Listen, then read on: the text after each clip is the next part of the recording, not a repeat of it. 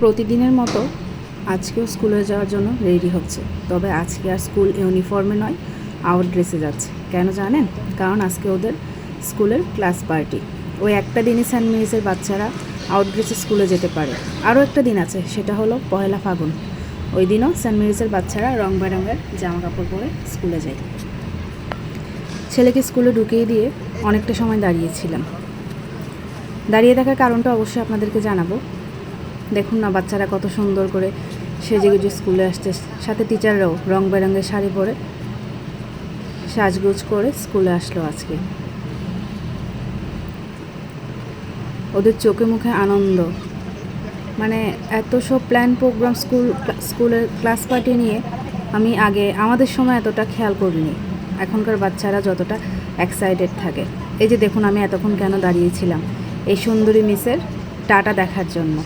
Tata দেওয়া শেষ, এবার আমিও চলে যাব আমার ঘরে। আবার আসবো মাঝখানে 10টার দিকে, যেহেতু তারিন ভাবি আর আমার উপর কেকের দায়িত্ব পড়েছে কেকটা নিয়ে আসার জন্য।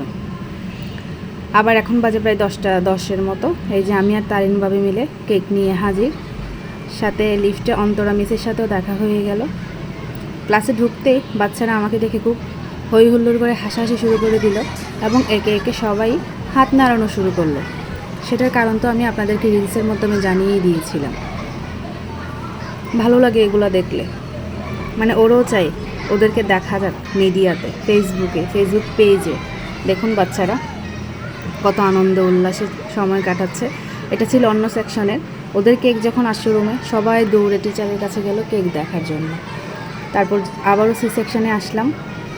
তারিন ভাবি বললো উনি নাকি ওনার ছেলেকে দেখেনি, সেই জন্য ওনার সাথে আমি আবারও আসলাম। আবার যাব অন্য একটা সেকশনে, যে এখানেও বাচ্চারা দেখুন কেক দেখে কেমন হই হুল্লোড় করে উঠলো।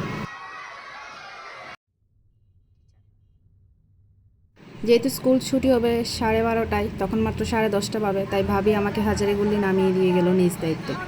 এবার স্কুল ছুটির সময় আবারও গেলাম স্কুলে।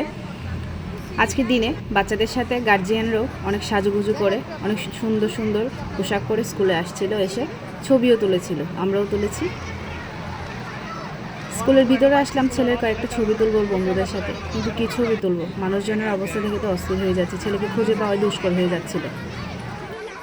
ভিডিওটা এখানেই শেষ করছি। তোমরা সবাই ভালো থেকো, সুস্থ থেকো। তোমাদের সাথে এরকম ছোট ছোট গল্প আমার আরও অনেক হবে।